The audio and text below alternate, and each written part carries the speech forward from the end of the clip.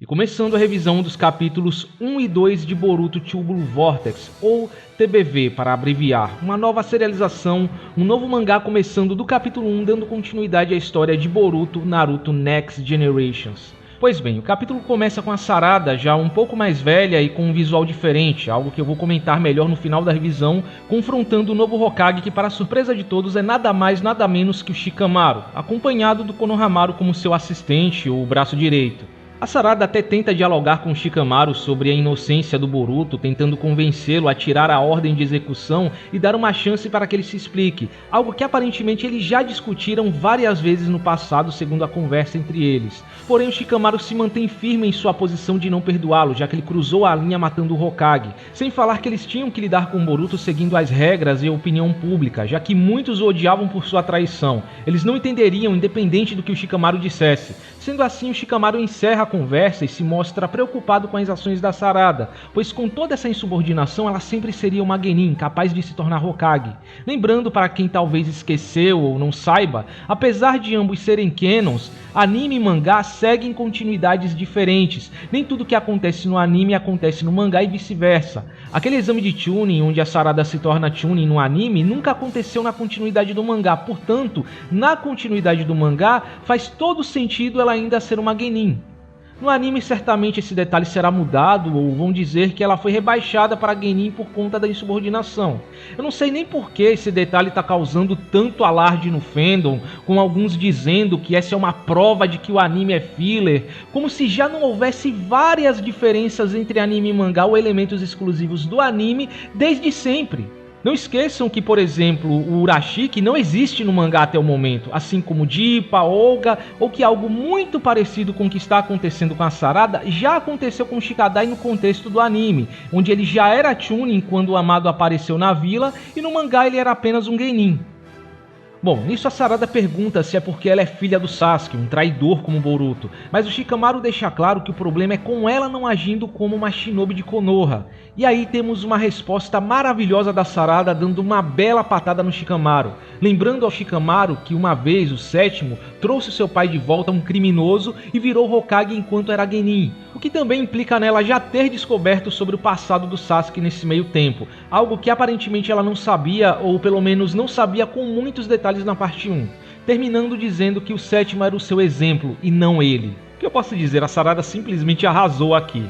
Enquanto isso, Kawaki entra na dimensão onde o tempo não passa para dar uma olhada em Naruto e Hinata, também mostrando que ele consegue se mover lá sem qualquer problema. Aparentemente a dimensão não o afeta nesse sentido, o que reforça a noção que muitos tinham anos atrás de que o Jigen viveu tanto tempo não por ser o receptáculo de um Otsutsuki em si, pois como vimos com Boruto e Kawaki, enquanto o Otsutsuki não ressuscita, o receptáculo permanece praticamente humano, mas por estar indo e vindo dessa dimensão de tempos em tempos, meio que pausando seu tempo de vida. Prosseguindo, após os ânimos se acalmarem, Sarada e Sumire andam pela vila e têm uma conversa sobre como tudo mudou por conta da onipotência, onde inclusive é revelado alguns novos detalhes sobre como a onipotência funciona, que até confirmam algo que ficou nas entrelinhas durante o diálogo do Sasuke no último capítulo, capítulo 80. A onipotência desfaz qualquer dúvida e incoerência sobre as verdadeiras identidades de Boruto e Kawaki, mudando a própria percepção da realidade das pessoas. Segundo a Sarada, no começo todos sentiam as incoerências, até o Shikamaru questionou o Kawaki sobre por que ele tinha modificações da cara se nasceu em Konoha e onde estava o Momoshiki, mas o sentimento de que algo estava errado foi lentamente sendo apagado e agora ninguém questiona nada. Em resumo, não importa se há fotos, vídeos ou documentos provando que o Boruto é filho do Naruto, a onipotência vai fazer com que todas as dúvidas sejam apagadas e as pessoas sejam induzidas a aceitar a realidade atual como um fato, como uma grande lavagem cerebral. Prosseguindo, voltando à missão de coabitação, sem ter muita ideia de como lidar com essa habilidade, a Sarada questiona a Eida se ela tem alguma informação nova em volta da onipotência e se não há algo que ela possa fazer para reverter a situação. Aliás, um detalhe interessante aqui é que aparentemente Eida e Daemon não mudaram muito após o time skip, tirando alguns detalhes em seus trajes. A Eida já era de se esperar porque ela era uma adolescente de 16 anos, assim como a Temari no clássico, ela não mudaria muito de aparência aparência, mas o Daemon parece ter exatamente a mesma aparência, o que está fazendo muitos teorizarem a possibilidade de ser um efeito colateral do DNA do Shibai, que retardaria o envelhecimento deles. Porém, talvez essa seja apenas uma questão de ângulo, porque mais pra frente no capítulo vai ter um painel onde a Himawari está deitada numa posição parecida e parece menor do que em outros painéis em relação a Chocho. Então o Daemon pode ter sim crescido, é só o ângulo que não está ajudando. Bom, em todo caso, aparentemente essa é uma conversa que elas já tiveram no passado, e pelo jeito a Eida já sabe há muito tempo que Sarada e Sumire são imunes à onipotência. Nesse trecho, a Eida basicamente faz um resumo sobre tudo que nós já sabemos sobre a onipotência, porém ela também esclarece o motivo de Sarada e Sumire não poderem contar sobre a onipotência para as outras pessoas. Diferente do que eu imaginava, não tem a ver com um receio de serem postas em perigo por causa do Kawaki. É simplesmente porque as pessoas que foram influenciadas pela onipotência não as compreenderiam. Interpretariam que são as memórias delas que estão diferentes e não as levariam a sério, as deixando sem muitas escolhas, ou seja, provavelmente elas ainda não contaram sobre isso para ninguém, ou pelo menos não conseguiram fazer com que alguém acredite nelas.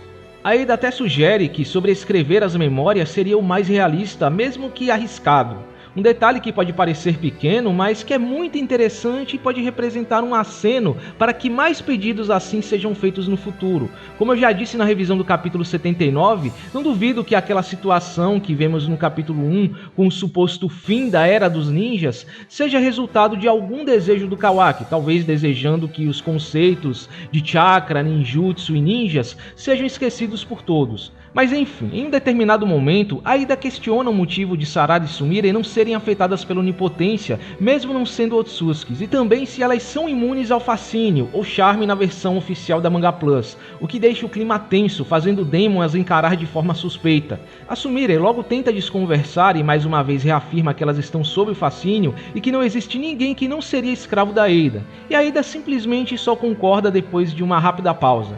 Acho que já tá óbvio que Eida e Daemon sabem que elas são imunes ao charme, apenas estão fazendo vista grossa até porque o Boruto já explicou tudo sobre a verdadeira natureza do charme no capítulo 80.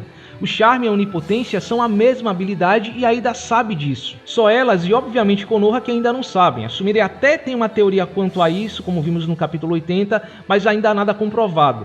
A verdade é que à primeira vista parece até que a Eida não tá ligando para a situação, mas ela tá tentando ajudar do jeito dela, ou do contrário não teria guardado esse segredo do Kawaki e de Konoha, o que poderia ter deixado a situação bem pior pro lado delas. Mas apesar de amenizar a situação, para mim fica evidente que a Sarada parece estar sofrendo muito durante esses últimos anos, tentando provar a inocência do Boruto, sendo tratada como uma pária, uma louca e desacreditada por todos à sua volta, que até pode estar se refletindo no seu visual meio rebelde, mas ao mesmo tempo ela não está se deixando abater. Eu até não me surpreenderia se todo o restante da nova geração, incluindo os amigos mais próximos, como a Chocho e o Mitsuki, tivessem se afastado dela por conta disso, tendo a Sumire e quem sabe a própria Eida como suas únicas amigas de apoio emocional. Bom, fora da casa, Kawaki e Mitsuki conversam sobre a possibilidade do Boruto atacar a qualquer momento, onde inclusive o Kawaki comenta que o Mitsuki está emanando uma sede de sangue sufocante, e por sua vez o Mitsuki se mostra preocupado com o Kawaki dizendo que vai protegê-lo e jurando que vai matar o Boruto, só para receber uma resposta áspera do Kawaki como resposta. Até que de repente o Kawaki recebe uma mensagem do grupo de buscas que encontrou marcas de garra fora da vila, e vai até lá voando deixando o Mitsuki para trás, mostrando que, assim como Amado disse, ele estaria voando pela vila e talvez até já tenha um controle maior de suas habilidades Otsutskis. Porém, o Mitsuki parece incomodado e se pergunta se o Kawaki é o seu sol que iluminará a sua lua. Um detalhe que talvez indique que no fundo ele tem incertezas quanto ao Kawaki, pois ele já não é aquele que ele se lembra, mas acredito que por um tempo ele vai continuar agindo como um protetor do Kawaki, servindo como um capanga fiel dele, o que pode ser bem interessante, pois podemos ter um cenário em que o Mitsuki será um antagonista lutando contra Boruto e quem quer que esteja aliado a ele. Prosseguindo, o foco muda para Himawari fazendo um treinamento de combate com a Chocho, onde logo em seguida também podemos ver Inojin e Shikadai elogiando o desempenho da Himawari. Nisso, Inojin pergunta por que ela quer ser forte. Para surpresa de todos, a Himawari responde que quer ser útil para o Boruto, pois a imagem que ela tem dele é diferente de sua reputação. Ela não acredita que alguém que arriscou a vida para protegê-la e ao seu pai na frente de seus olhos mataria o seu pai e que deve haver algum motivo. E por fim ela diz que sente que o Naruto ainda está vivo em algum lugar.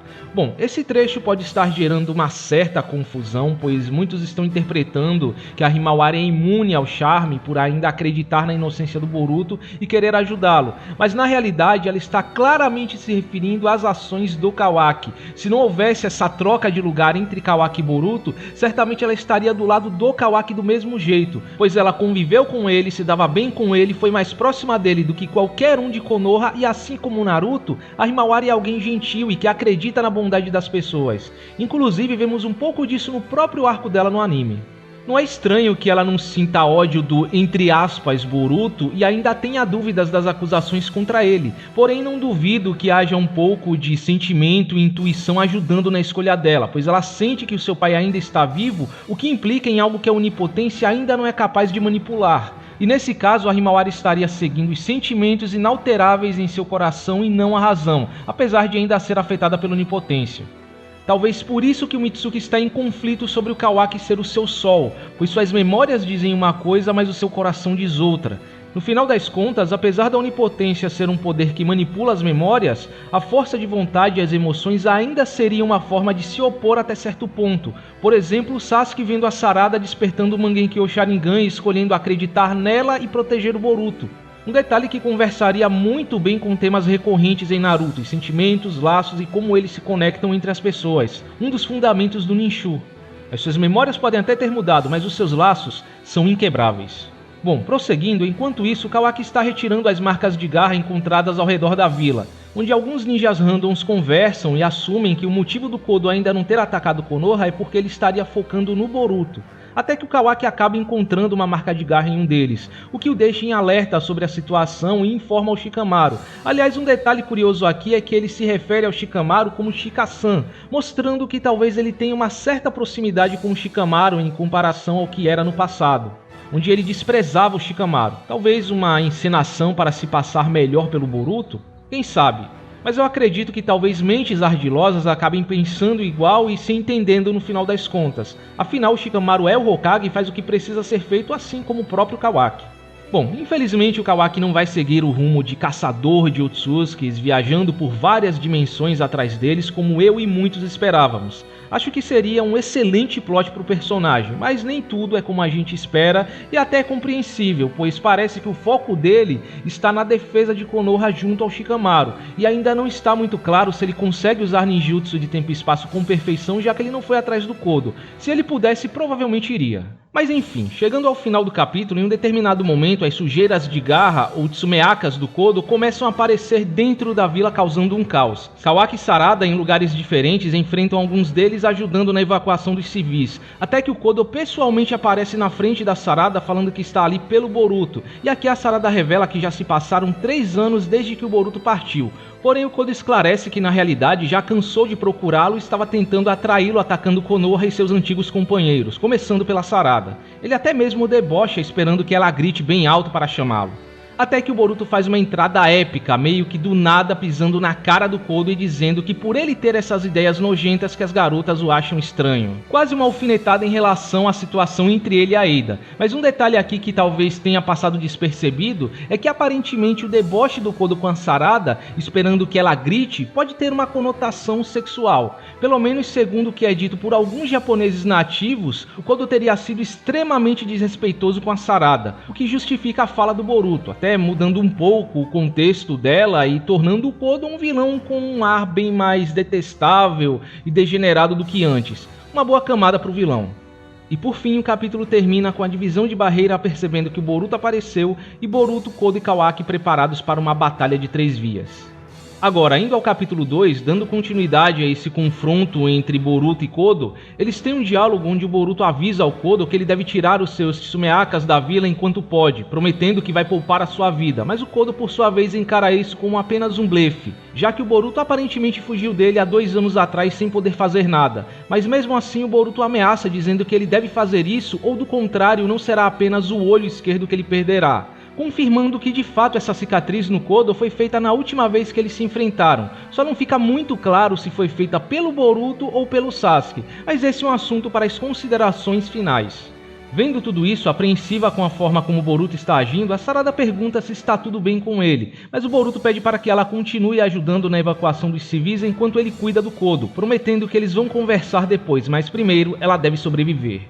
Um trecho simplesmente maravilhoso do meu ponto de vista. Talvez muitos não tenham percebido, mas ele por si só mostra a força do laço entre Boruto e Sarada mesmo depois de tanto tempo separados e a confiança que eles têm um no outro. Eles conseguem entender um ao outro sem a necessidade de um longo diálogo, apenas com um olhar e algumas palavras. O Boruto confiou na capacidade da Sarada em lidar com os Tsumeakas, ao mesmo tempo que, mesmo apreensiva com o estado do Boruto, a Sarada entendeu a mensagem e seguiu em frente, sem fazer birra ou tentar se intrometer numa luta contra um inimigo que ela não seria capaz de enfrentar, como ela fez na parte 1. Isso sim mostra o amadurecimento de ambos. Enquanto isso, o time 10, Shikadai, Chocho e Inojin estão lutando contra os Tsumeakas, mostrando o quanto eles evoluíram nesse meio tempo, especialmente em seu trabalho em equipe. Aliás, aqui é comentado algo que eu já tinha apontado lá na revisão do capítulo 72 de Boruto, com a Chocho dizendo que os Tsumeakas são só quantidade e não são de nada. Como já era de se esperar, esses Minions, pelo menos até o momento, não passam apenas de um exército numeroso, inimigos genéricos com a única função de darem algum trabalho para o restante de Konoha, enquanto o Kodo fica livre para enfrentar os personagens mais importantes. A maior vantagem deles são os seus números e o fato de serem marcas de garra ambulantes, podendo aumentar os seus números em instantes. Mas enfim, até que em um determinado momento a Chocho é surpreendida por um Tsumeaka e é salva pelo Inojin acompanhado da Himawari em um pássaro de tinta. Ele até consegue pegar o Tsumeaka com um pássaro, mas acaba sendo atingido e deixa a Himawari cair, ao mesmo tempo que o Tsumeaka também parte para cima dela tentando mordê-la. Mas ela é salva pelo Kawaki, que chega voando e dá um chute na criatura. Aliás, aqui há um detalhe interessante, pois aparentemente o Kawaki não gosta de ser chamado de Oni-chan pela Himawari, a repreendendo quando ela o chama assim sem mostrar agressividade, quase como se ele achasse que não merecia ser chamado assim por ela. Ao meu ver, já pode ser um indício de que ele sente uma certa culpa pelo que fez. Ele não queria estar no lugar do Boruto, mas essa é só uma impressão minha. Prosseguindo, há uma reação estranha com o Tsumeaka atingido. Ele parece ser mais forte, expressivo do que o resto e até abre um olho mostrando um Rinnegan. Nisso ele acaba se teleportando para trás do Kawaki, o pegando de surpresa e jogando o Kawaki no chão com uma força absurda e até mesmo conseguindo balbuciar Otsutsuki enquanto faz isso, quase como se tivesse uma certa consciência. Mas o Shikadai consegue segurá-lo, dando uma brecha para o Kawaki matá-lo. Porém, mais Tsumeakas aparecem, deixando o Kawaki ocupado por um tempo. Um trecho que está gerando muita discussão sobre o que exatamente é esse Tsumeaka. Se seria apenas um tipo de Tsumeaka um pouco mais forte para dar um trabalhinho a mais para os personagens mais poderosos, quem sabe até com acesso a algumas habilidades do Rinnegan, ou se seria algo mais misterioso. Bom, eu consigo pensar em algumas possibilidades, mas que eu vou comentar melhor nas considerações finais. Em frente ao Kodo, Boruto também está lidando com alguns deles, cortando todos e mostrando uma grande habilidade com Kenjutsu, luta com espadas. Logo mais retornando à sua conversa com o Kodo, onde ele provoca o Kodo dizendo que não vai sobrar Tsumeaka se continuar com isso, e o Kodo começa a perceber que ele não está blefando, porém ainda assim não fraqueja, não se sentindo ameaçado pelo Boruto ter matado alguns de seus Tsumeakas. Afinal, eles não passavam de apenas numerosas ferramentas que ele poderia descartar ao bel prazer. Só que é aí que o Boruto diz algo muito interessante, avisando ao Kodo que ele ainda não entende o verdadeiro terror do Jubi, mostrando que ele sabe de alguns segredos sobre o Jubi que nem mesmo o Kodo sabe. Talvez algo que ele tenha acesso graças às memórias compartilhadas com o Momoshiki, ou o poder de ver o destino? Bom, enquanto isso, a Sarada também enfrenta alguns Tsumeakas, usando um combo de Katon e Chidori. Aliás, aqui eu gostaria de esclarecer um detalhe que talvez esteja confundindo muita gente, porque parece que a Sarada, à primeira vista, está usando o Chidori sem o Sharingan ativado. Mas na realidade, se pegarmos o painel onde ela usa o Chidori, dá pra ver claramente que os olhos dela estão mais claros quando ela termina de passar pelos Tsumeakas com o Chidori, mostrando que ela ativou o Sharingan nesse momento. Talvez a perspectiva do painel é que não ajude muito. Ao que me parece, a Sarada só ativa o Sharingan quando realmente é necessário, algo que eu já apontei em revisões passadas, porque não é a primeira vez que vemos isso. O anime sempre deu a entender, especialmente no começo, que a Sarada é como o Kakashi quando ativa o Sharingan, o chakra dela se esgota rápido, diferente do Sasuke, que consegue manter o Sharingan ativo por um longo tempo. E essa parece ser uma característica recorrente entre os Uchihas, que não são tão puros, ou pessoas que têm o Sharingan implantado. A Izumi, na novel de Sasuke Hetsuden, por exemplo, a novel, deixando bem claro, não é adaptação para anime, era metade Uchiha, a mãe dela era Uchiha e o pai dela era de fora do clã, e ela desmaiava assim que ativava o Sharingan. Aliás, eu acredito que por conta dessa limitação é que ela será obrigada a aprender o Byakugou, já que ela conseguiria usar o Sharingan, assim como o Mangenkyo Sharingan, com mais eficiência e por mais tempo. Prosseguindo, após derrotar os Tsumeakas, até mesmo sendo elogiada por alguns ninjas randoms que mal acreditam que ela seja uma Genin, onde mais uma vez ela mostra que não se importa com sua patente, a Sarada também acaba sendo surpreendida por um Tsumeaka que brota de um dos caídos, mas é salva por um dos ninjas randoms que se joga na frente dela e se sacrifica, o que está gerando uma certa comoção entre os fãs da personagem. Ai meu Deus, como assim? A Sarada foi pega de surpresa, ela tem o Sharingan, ela tem o Mangenkyo Sharingan, ela tinha como se defender sozinha e blá blá blá blá blá. Como se só porque é a Sarada ela tivesse que ser obrigatoriamente infalível e invencível no mesmo capítulo onde Kawaki e Chocho foram pegos de surpresa da mesma forma. Mas parece que o grande problema é com a Sarada, afinal ela tem que ser forte, invencível, não depender de ninguém, ou do contrário, o autor não está dando o destaque que ela merece, por mais que momentos antes ela tenha matado uns 3 Tsumeakas e foi elogiada por isso. E lembrando, Mangenkyo Sharingan não é transformação de Super Saiyajin, não é um poder para ser usado contra um vilão aleatório. Eu não sei se vocês se esqueceram, mas o Mangenkyo Sharingan normal deixa o usuário cego. Nem mesmo sabemos se ela sequer tem noção que despertou, ela pode acabar sendo como Kakashi, que só foi descobrir que tinha anos depois de ter despertado. E mesmo que ela tivesse com o Sharingan normal ativado, o que ela não estava, uma das fraquezas dos Uchiha, bem como destacado pela Shioba quando eles enfrentaram o clone do Itachi, é ser atacado pelas costas. Então, estar com o Sharingan ativado ou não faria diferença aqui. Poderia ser qualquer um na mesma situação que seria pego de surpresa do mesmo jeito, pois a maior arma dos Tsumeakas é a quantidade e o elemento surpresa em poderem se teleportar entre si. O que basta agora é parar de afobação e ter o mínimo de paciência. Vocês queriam o quê? Que ela enfrentasse o Kodo ou algo parecido? Ah, e não se esqueçam, ela ainda é uma heroína de Battle Shonen. A heroína também existe para elevar o protagonista, para elevar as qualidades dele. Nunca se esqueçam disso. Por vezes ela será forte e independente e por vezes ela será fraca e dependerá dos outros, especialmente do protagonista. Faz parte. Não foi o caso aqui, mas ponham isso em mente antes de ficar de chororô. Vocês verão a Sarada mitando, mas também verão ela sendo salva no futuro e não vai ser uma ou duas vezes não. Mas enfim, prosseguindo, a Sarada acaba presenciando um fenômeno estranho acontecendo com o Tsumeaka que mordeu o ninja random. Aparentemente ele se transforma em uma árvore, não ficando exatamente claro se ele mata a vítima absorvendo o chakra ou não, assim como acontecia com o Jubi na guerra. Enquanto isso, Boruto e Kodo continuam sua conversa. O Kodo acha que sabe muito sobre o Jubi, considerando os Tsumeakas apenas bestas que mordem qualquer um por puro instinto até que achem um Otsutsuki, mas o Boruto esclarece que eles não são mais os mesmos por causa de uma mudança que o Kodo adicionou, e tenta convencê-lo de que ainda há tempo de pôr um fim nisso enquanto eles ainda estão sob controle, antes que eles cheguem em um futuro que será o pior para todos. Mas o Kodo não entende o ponto dele, já que o objetivo dele estava justamente nesse pior futuro, plantando a Shinju e matando o planeta no processo. Sendo assim, chegando ao final do capítulo, Boruto dá um último aviso, prometendo deixar o Kodo viver desde que ele o guia até onde está o corpo principal do Jubi, indicando que o Jubi talvez ainda não tenha sido completamente convertido em Tsumeakas como se acreditava anteriormente, e até mesmo destacando que matá-lo é fácil, mas o Kodo apenas continua o subestimando, dizendo que ele é quem vai morrer. E o capítulo termina em uma cena épica com o Boruto mostrando uma nova e misteriosa variante do Rasengan, o Rasengan Uzuriko, ou Rasengan Príncipe do Vórtex. Agora, indo para as considerações finais, primeiro, começando pelo capítulo 1, em geral esse capítulo é o que se espera de um primeiro capítulo de introdução após o time skip. A função dele foi basicamente situar os leitores sobre os últimos acontecimentos e apresentar os personagens da nova geração crescidos, nos dando uma leve noção de como eles estão atualmente. Eu sei que muitos podem ter achado esses resumos dos últimos acontecimentos meio redundantes e repetitivos, ou mesmo artificiais demais pela forma como a Sarada fala de tudo com urgência, tentando achar uma solução, quase como se toda a situação estivesse acabando de acontecer e não tivesse acontecido há 3 anos, ou que poderiam ter usado esse espaço e diálogos para mostrar outros personagens, ou até quem sabe detalhar melhor o que aconteceu nesses últimos 3 anos desde que o Boruto saiu da vila.